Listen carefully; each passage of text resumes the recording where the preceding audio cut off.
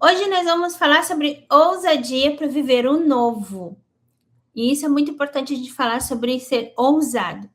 E eu lembro quando eu comecei no mundo cristão, eu tinha medo de falar, tinha medo de abrir a minha boca para falar, e isso me prejudicava muito. Então, como eu sempre fui uma pessoa muito espiritual, como eu fui uma pessoa muito de sentir o que o outro sente, eu sempre fui de sentir as dores do outro.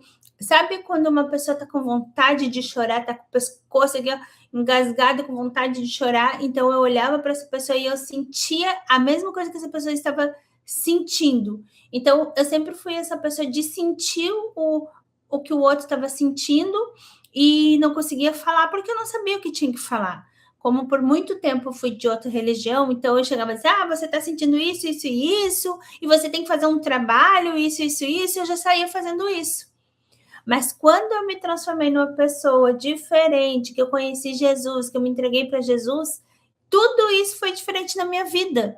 Então eu não sabia o que falar para essa pessoa, eu não sabia que eu tinha que profetizar na vida da pessoa, eu não sabia que eu tinha que dizer para a pessoa o que ela estava sentindo, o porquê ela estava sentindo e dar um direcionamento para essa pessoa, porque a revelação hoje, o que eu entendo de revelação, que lá atrás, antigamente, revelação para mim era ter uma visão sobre a pessoa, e aí então eu tive uma revelação, e aí eu falava sobre a revelação que Deus estava me entregando. E aí depois o que eu fazia com essa revelação? Eu usava para eu ganhar o meu, ok? Então, gente, o que acontece? Às vezes a gente precisa entender o que é de fato uma revelação. Precisamos de entender de fato o que essa revelação está falando. A revelação, dependendo do tipo de pessoa, o profeta que vai te entregar, ele vai ser a pessoa que vai falar do que está acontecendo, ele vai falar do seu presente e vai falar o que vai acontecer no futuro, mas com essas três falas aqui, ele também vai te dar um direcionamento, ele vai te ensinar alguma coisa, ele vai falar para ti como que tem que ser feito, porque Deus está trazendo Deus está entregando para ele ali o que ele tem que fazer, como ele tem que fazer, para onde que ele tem que ir, como que ele tem que ir, por onde começar, por onde terminar. Então, vai ter essa colocação que vem dos céus para gente, tá? Então, eu quero trazer o versículo do dia, o justo é ousado como o leão. Provérbios 28, versículo 1, tá? Provérbios, capítulo 28, versículo 1. Então, vai dizer que o justo é ousado como o leão. Nós precisamos ter as garras do leão, temos que ser forte como os leões, temos que nos posicionar como leões. E o leão ele não tem medo de nada, não. Ele vai e ataca. Tu pode ver que muitas vezes ele vai lá e caça o animal que é muito maior do que ele. E ele é forte, certo? Então, uma reflexão que eu trouxe hoje para a gente conversar. Recomeçar é o primeiro passo, mas viver um novo que Deus te exige ousadia. Então, tipo, para recomeçar, muitas vezes é muito difícil. É muito difícil mesmo. Por quê? Porque quando a gente recomeça, as coisas, tem coisas do seu passado que ainda interferem no presente, tem coisas do passado que você precisa trabalhar no presente. Por quê? Porque tudo o que aconteceu de ruim lá atrás, você vai vir colher aqui no presente.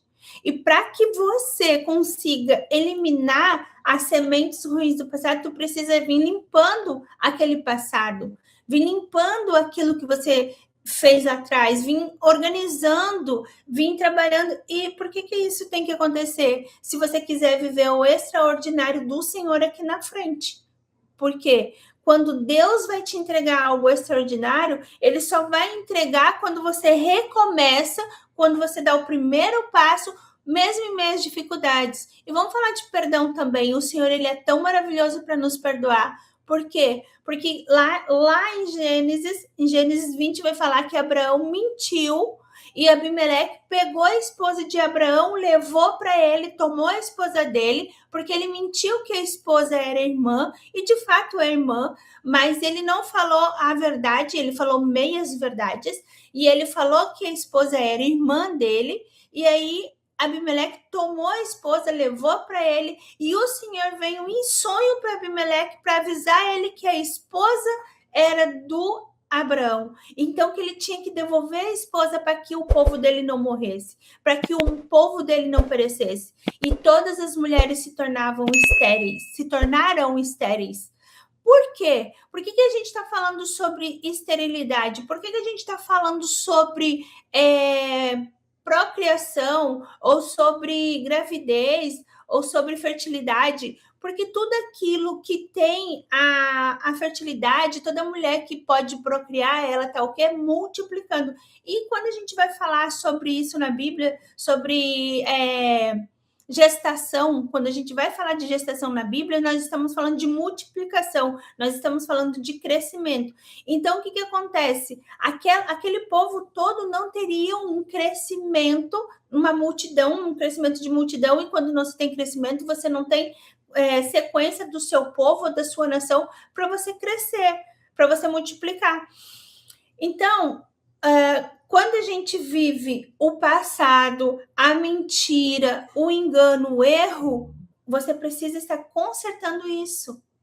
E vou falar uma coisa para vocês, desde que eu me converti, desde que a minha família entramos para viver com o Pai, para entregar nossa vida ao Pai, nós viemos de lá para cá sempre reconstruindo, transformando, mudando, recriando, transformando. Por quê? Porque se eu não der um jeito de transformar o que eu fiz de errado lá atrás, se eu não mudar o meu caráter do que eu fiz lá atrás, aqui na frente não adianta, eu não vou conseguir.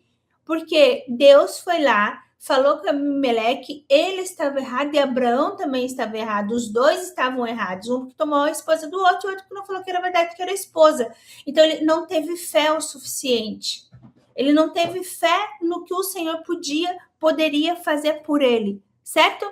E então, o que o Senhor fez? O Senhor foi lá, falou com Abimeleque. Então, quer dizer que até quando as pessoas estão erradas, até mesmo aqueles que não confiam, não creem em Deus, até aqueles que não são da tribo, como Abraão, né? Até aqueles também temem ao Pai, também temem a Deus, temem ao Senhor. E o Senhor vai vir e fazer o seguinte, vai vir e vai dar a misericórdia para esse povo que temeu ao Senhor. Então, Abimeleque temeu ao Senhor. O Senhor veio para ele em sonho e ele creu. E ele foi lá e devolveu a esposa de Abraão.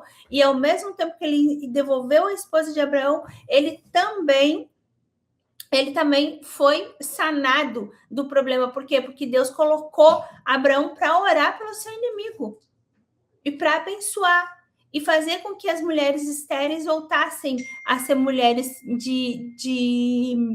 que tivessem gestação, que voltassem a multiplicar. Então, o que acontece? Viver um novo de Deus exige ousadia. Abraão teria que ter fé no Senhor. Abraão teria que ter fé no Senhor e ser ousado e não mentir que ele estava com a irmã e sim com a esposa, e crer que o Senhor ia proteger a família, porque a nossa família, quando somos de Jesus, quando a gente entrega a nossa vida a Jesus, nós somos blindados. Não significa que não vamos passar por alguns problemas, não significa que não vamos viver o problema, mas somos blindados, e para que a gente possa sair do problema, nós precisamos estar em oração, jejum, em ação, certo? Então, é isso. Então, a reflexão de hoje, recomeçar é o primeiro passo, mas viver o novo que Deus te exige ousadia, tá? Porque por que o novo assusta? Ele é desconhecido, desafiador, exige fé, movimento e posicionamento. Então, foi o que eu acabei de falar sobre Abraão. Abraão não teve posicionamento, ele é um homem de fé, porém ele não creu, não teve tanta fé ao ponto de mentir que ela era somente irmã e não falar a verdade de que ela era esposa, pois naquela época o irmão ele tinha mais poder sobre as irmãs para poder negociar um casamento para as irmãs. Então era preferível que ele falasse que era irmão para não perder a vida. Por quê? Porque se a mulher naquela época fosse bonita o suficiente, os faraós ou os reis na época tomavam as esposas e para não se incomodar com o marido da esposa, ele ia lá e matava a pessoa para poder seguir sua vida com a esposa que ele roubou, tá? Para não vir ter uma vingança, ok? Então, o que aconteceu? Ele não foi ousado o quanto precisava ter sido.